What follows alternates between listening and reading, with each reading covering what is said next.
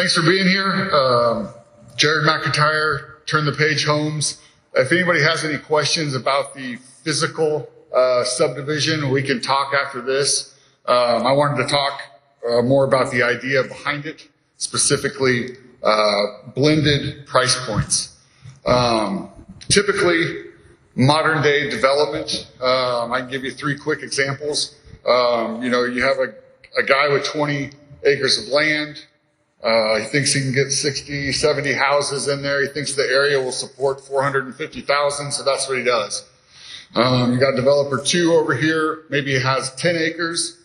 He thinks the area will only support $250,000 houses. Doesn't think he can afford to build them. Maybe he takes the Section 8 route there with multifamily. You got developer 3 over here. She only has 4 or 5 acres of land. Can't build houses there, but she thinks she can get $1,200, $1,500 rents. You got 3 different examples of how development typically works today, and there's nothing wrong with it. It's done all the time. However, I feel that if that's all we do, we run the risk of concentrating price points and concentrating price points, $500,000 here, Section 8 here, decent apartments over here. What that does or can do is create pockets within a city, and these pockets start to just kind of show up all over. And unfortunately, with pockets come stereotypes. Stereotypes, it doesn't matter if it's rich and arrogant or poor and lazy. They're stereotypes that are untrue and especially hurt the affordable housing conversation and workforce housing conversation. So at Hillside Estates, it was our idea that by blending price points, we could essentially lift those stereotypes. If you can't label something, then you really can't pigeonhole it. Here in this subdivision, we'll have DPA, down payment assisted houses, in the 100,000s. We have workforce housing in the 200,000s. We have workforce semi-custom in the 300,000s. And we even have 1 or 2 custom houses all right here on the street. And I think what you're about to see if we tour here, there's not much difference between a DPA house and a workforce house, or a workforce house and a semi-custom. And I think the idea, not to get too sentimental, is that maybe there's not much difference between the people actually living inside them. 2 things I wanted to learn about the subdivision. 1, does it work? And 2, is it scalable? I think the answer is yes to both. Feedback we've received from realtors, the community, actual residents living here has been outstanding.